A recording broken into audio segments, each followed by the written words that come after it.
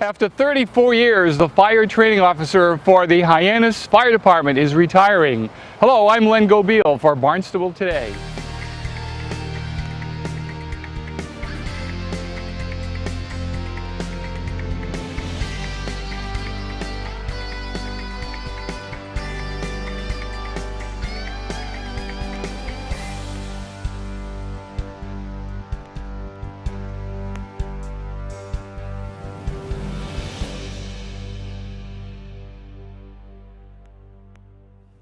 We're in the fire prevention office of Lieutenant John Chase. And Don, you're going to be retiring quite shortly. Very soon there's going to be a new building, hopefully. Right across the way from us over here. That's going to be a major change in the way fire prevention is taking place and the way the whole Hyannis Fire Department is operated, isn't it? As far as prevention, it'll make our job a lot easier. Talk to me, please. You've been here now 34 years and you're about to retire as a young man. What are some of the major changes that you've seen in the Hyannis Fire Department? Well, just the number of calls, the number of staff that we have on. When I first started, there were only 6 people on the shift, Wow. including the dispatcher, so there was 5 people on the floor, so we could do one call before we had to call in backup. So now we have 12.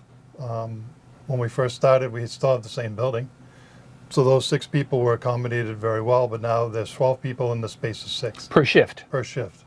So And there are 3 shifts per day? 4 shifts. 4 shifts per day. And it's an 8-day cycle. So we have 54 full-time staff where we used to have 24. And you started as a call firefighter back in the day? Yes. How did you get into that? My father was a call firefighter back in the 60s. When I was growing up early in the 60s, late 50s, we had the original fire station over by the police station on Elm Street. So I was small back then, and he used to shove me up the fire pole and let me slide down because I was too small to actually go down from the top. So then he retired from the fire. He was a call captain, so he retired from that. We ran the laundry right next door for 40 years plus. Right. He retired when I became full-time in '84. I actually remember those days.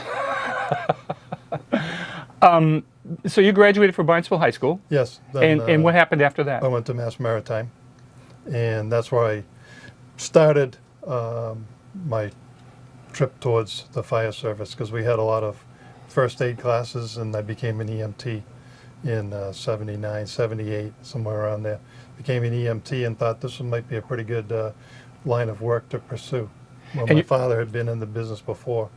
Sure. And so it's in your genes, it's in your blood. Sort of, sure. And it stayed there for 34 years. Yes, it has. How about your children? Any children interested in firefighting? No, one boy, he's going to be a psychologist. Well, that's kind of what you do too, isn't it? He's at college right now. How has the responses to various calls that you get changed? They seem to be more serious now. I don't mean that somebody get injured or cut or whatever. It's not serious, but how has that changed? There's just a tremendous volume of calls. Before, when we just had maybe 4 or 5 calls a day, and now last Tuesday we had 12 to 14 calls between 8 and noontime. So the volume of calls has increased as the population has increased. Right, and that of course has caused... And that puts more demand on the people that are working here. And to try to take some of that off, you hire some more people, and we're up to the point now where we've hired all the building can fit. This is my plans review desk right here. I have no plans reviewed this, so we put them on our lap and look around, Right. look at the plans. But things have come along. We've always had great equipment here, which is great for Hyannis. We've had great equipment. We've had great people to work with. We've had great management, and it's been fun working with the staff.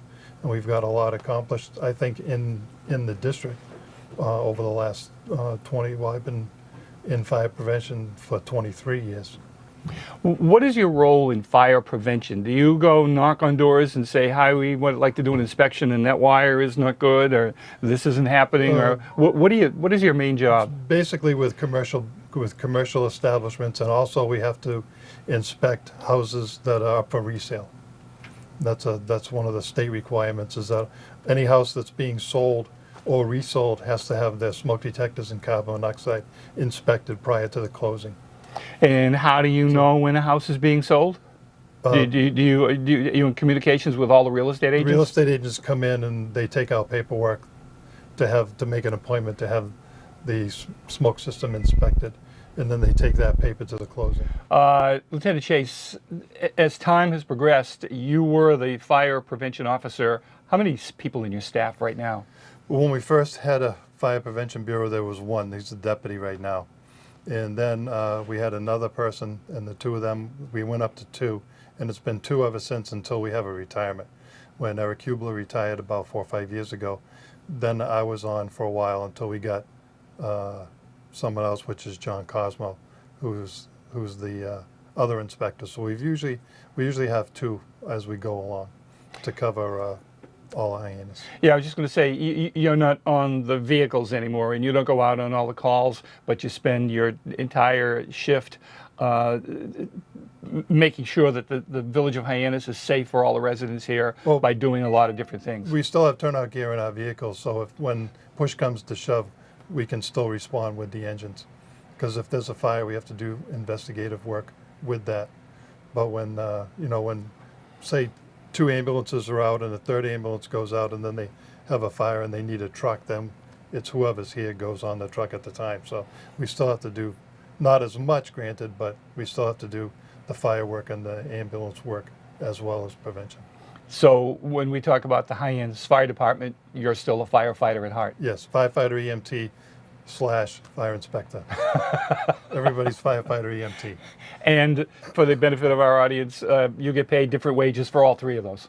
Not really. No, I just get lieutenant's pay.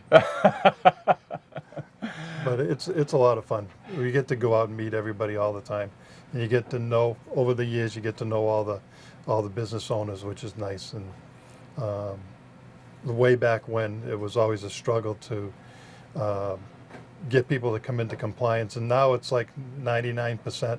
There's only 1 or 2 every year that you always have to tell you need to get your fire extinguishers checked, you need to get your sprinkler system tested.